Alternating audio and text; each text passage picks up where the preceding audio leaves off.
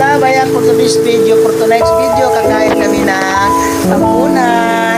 Oh, wow! Napakaraming ilaw. Ayan, kasama natin si Abet. Ayan, si Abet hindi makuha. Ayan si Abet to, ayan. Ayan si Fred. Saka si, ayan, Direct. Ayan. Kain na kami, kain tayo mga kanguso. Kangusuhan to tayo.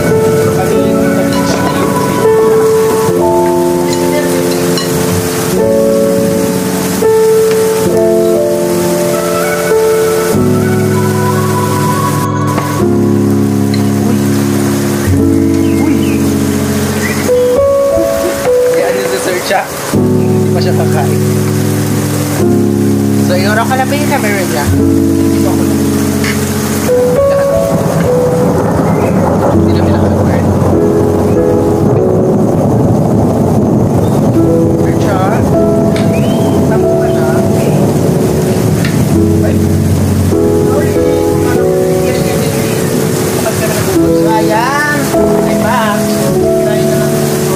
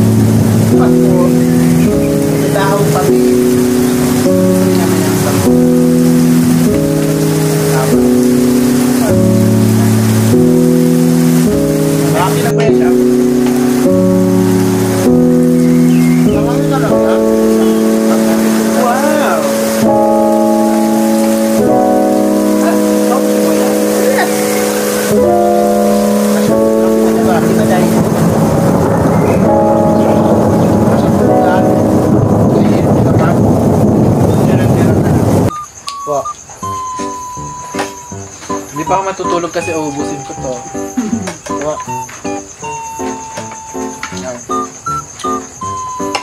So ganitong taglamig, masarap kumain ng inihaw na isda, tapos paksiw. Diba? Yeah. Tapos may sausawan na maanghang. Kahit malamig, papawisan ka talaga. Ang sausawan, gawa ni Chef Direct. Bagay sa inihaw. Kaya kung gusto yung magpaturo, kasi sa salamat. Direct din na makasalita. Hindi ko alam kung gutom ba ito o pipi. Gutom siya? Mahihain po siya sa camera. Hindi pa siya kasi artista, hindi pa siya sanay. Feeling famous po kasi siya. So, Hindi siya nagsasalita. Di, alam nyo kasi, habang nagluluto kami, parang gusto ko na kumain. Alam mo yun, yung maulan na parang... ano nga. Laging gutom pag Tapos yung gusto mo na kumain kasi ang sarap-sarap ng ulam kanina pa. Para di makakain kasi may customer. Ganun. Tapos nag-trade tayo sa may ano, di ba kamuting kahoy kanina umaga? Na may bago po. Kasi tag-ulan. Meron. Sa tag-ulan kasi dapat ganyan yung kinakain natin. Kamuti, saging. Nag-crib kami kaya lang wala rin. Lalo yung kabuti kahon na dilaw. Po. Sarap yun. Pero sa puti kasi ang puti. Malambot. Sarap yung dilaw na kamuti. Dilaw, malutong sa kumano at sa malambot. Mas masarap talaga kapag hindi puti. Uy, Gusto ko sa ano, Uy! gusto ko sa kamuti dilaw din. Ayoko ng violet. Ayoko ng orange. Opo, may violet na kamuti. Kamuting bag. bagay. Kamuting Kamuting bagin. Pinag-usapan po kasi natin. Kamuting kahoy. Kamuti na kasi tawag ko sa kamuting bagin. Pareho sa halamang ugat. Yes. Lamang lupa. Whatever. Basta kamuti.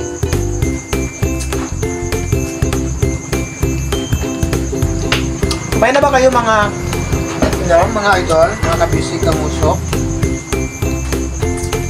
Nasiwa ka siya, di ba, sir? Sobrang sariwa ng isda, manamis-tamis pa yung laman niya. Sa susunod po hindi na kami bibili ng isda ni Jerwin kasi nga pag kami ang bumili, Galit ako. nagagalit na Ano ba siya. yan? Kasi nga yung isda na nabibili namin mas fresh pa sa amin. Hindi, Mas bulok pa. mas bulok pa kami. Ay, sure lang. Hindi kasi, Uy, aso, alis dyan! ang iniisip kasi nila, Mura lang. nakamura sila. Pero sabi ko, nagkamura ka, magkasakit naman tayo ng allergy. Dapat ang marunong tayo tumingin ng presyo sa hindi. Ako din rin ako tumingin ng sariwa, marunong tumingin ng sariwa ng isda. Tinitingin kasi kami sa price niya. Nag-budget kami. Presyo tinitignan. Dahil ikaw po yung pinakabata, ikaw po yung kumuha. Uy, alis Tanda dyan! ka na kasi. Nagbuto sa pinakabata. Gano'n naman yung noon, di ba sir? Dahil ikaw yung pinakabata. Pag ikaw ang bata, ikaw magbukas ng plato. Ikaw yung kumuha. Kaya dati, ay, mamaya ako makain. Hindi pwede. Kasi nga, nag-iiwas Paluin ko man. nag-iiwas sa utusan. Po. Ganun po yun. Tapos tapos na po kumain, paunahan matapos. Kasi mahuhuli, maghuhugas sa plato. Magdiligpit. Linigpit. Diba? Ganun po yun nung unang panahon. Panahon na namin.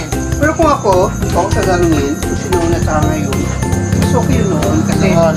yung mga kabataan kasi diba, na sinasanay sa mga Kaya tayo magtrabaho. Tinuturuan sila. Ngayon, wala pa siya alam. Mga Ngayon, bata. kanya-kanya. Tapos after, cellphone. Cellphone. Di mo na nga mautusan. Ang mga pinagkainan. nagalit pa sila pag natawag na magulang. Hindi ako kasama dun ha. Sa ngayon ha. Kasi nag-email sila. Nagbuhay naman ito. Masarap talaga. Ulo gusto mo talaga. Ulong taxi. Gusto ko buntot. Kasi gusto ko na magpabuntot. Saka po. Hinanap ko sa nasul tap wala. Request mo kasi kanina sap-sap. Sarap yung taxi. Wala ba siya makita. The favorite din ni Raj kasi, yung, sabi niya kasi, kung malilit sa malaki, malasa yung maliliit. Kaya,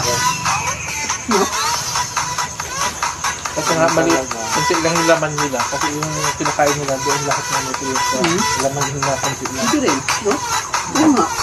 Pag malalaki kasi. Pag may kinain sila, lahat ng Pag katawan nila. malaking isda nga, pupuntahan diba? ng nutrients. Hindi na siya malas.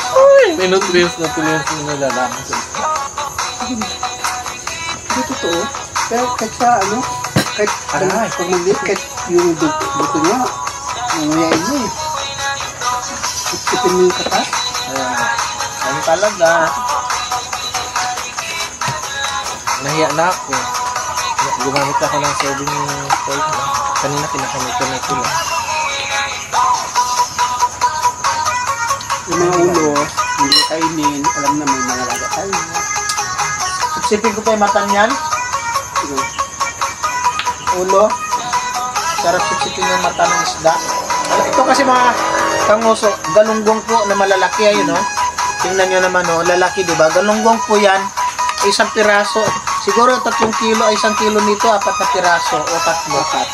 Lalaki, di ba? 4. Galunggong pala yan. Galunggong na malalaki. Hindi na siya. Sariwa-sariwa kasi yung laman niya, matigas pa. Sarap talaga. Minamiss. Paano mo kasi pag yung yung sariwa pa, yung kulay niya, kumikintab pa yung balat. At saka kapag iniihaw, hindi wala yung dito ko. Basta ako, hindi ako marunong tumingin ng hilawan ng sariwa. Ang tinitingnan ko, ang presyo. Pagdating sa lutuan, Ibig sabihin, sir, sa'yo kami nagmana. Opo. Hindi kay chef. Alam mo ba nung time na yun, sabi niya, kasi tindak ko 100 lang ito. Pag hawak ko pa lang, yung amoy niya pa lang, agad!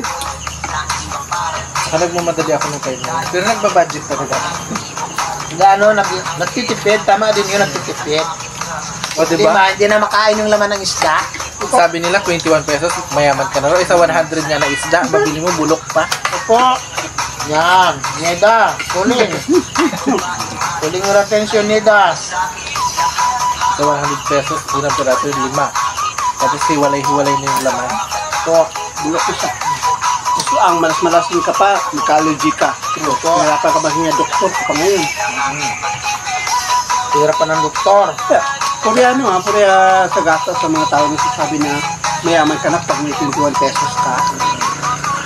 Ayan. Kasi pag-aaral yan. Ako nga may 29 centavos. Mahirap pa rin.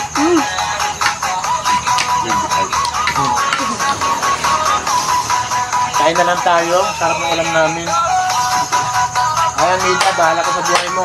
Kung anong iniisip mo dyan. Kasi sila, yung mga economic kasi, hindi sila nakaharas sa sila. Po, Pinanganak sila na mayaman ito. So, hindi nila alam na ganun pala. subukan niyo kayong kumain sa karinderya. Kung makakain kayo ng 20 pesos ng kain. Kanin lang yun, sir. Kanin pa lang. 15 pesos, tapos sabaw. Pwede rin.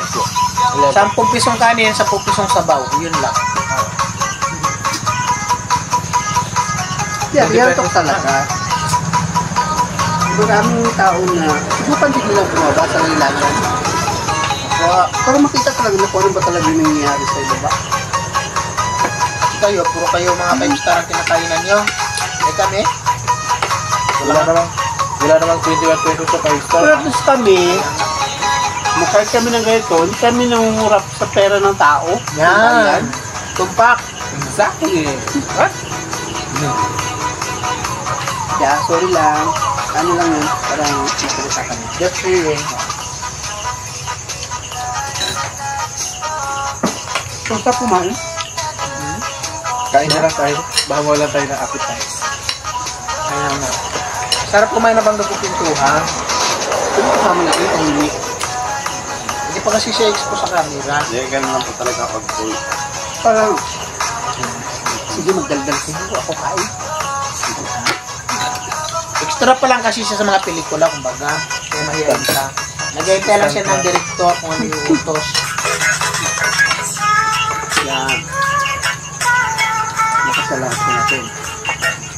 Dito na ubos, ilayan natin. Ilayan natin. Sige, sa kanila. Isda na sa akin yung halo na pag-ilan. Sige na. Pag nasubra sa kape, yan. Hindi na ako nagkakapi. Ay, nagkapi pala kanina. Ang sarap sipsipin ng ulo ng galunggong kasi sariwang-sariwa. Tapos, ang lasa, malasang-malasa yung paksiw. Kasi, sumipsip yung panipla sa laman saka sa mata. Mata talaga siya. Iba talaga ang luto ng uling. Isang uling Ayaw ko rin dahan-dahan sa ka, di gasol. ba? Ayaw ko rin sa gasol. At saka may aroma yung uling. Iba talaga yung uling niya. Kauling ko na kayo. Dahan-dahan na. Kahit sa pagkain, ayaw ko sa gasol, ayaw ko sa rice cake. Pwede ba pag nawi kami ng bukit? Pag nawi ng bukit, dahil talaga naman mga kain. Iba yung sinabi. Wala, nawala yung ano ko dito.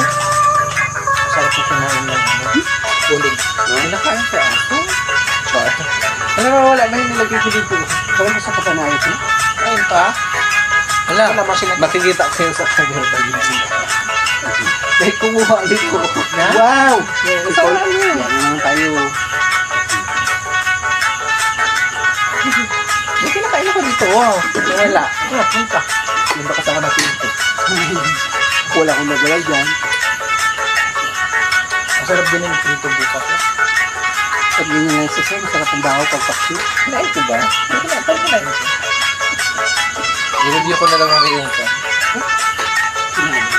Okay. Kumain yan. Ala, grabe kayo namin, oh. Dapat bawal yung sakto ng isda na to kasi na may ano siya breeding sila. Breeding season. Bawal hulihin kasi Ibang bansa. may itlog siya. Sa ibang bansa di ba bawal? Ang bitawan.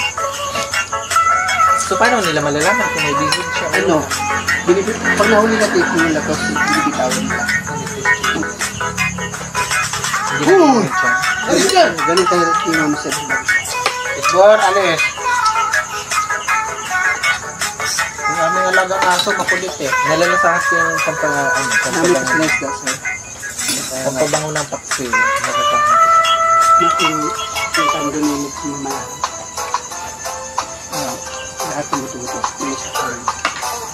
May kumuha ba yun? May kumuha na kinakain. Nakunta ba ito? O baka na-tubo ko siya. Tapos nakalimutan ko lang. Ano ba yun? Isda?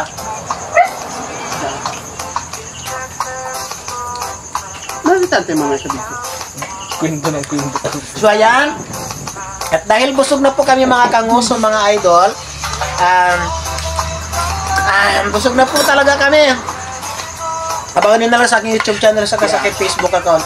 At syempre, kung bago ka lang sa aking YouTube channel, don't forget to subscribe! Bye-bye! Don't forget to delete. Delete!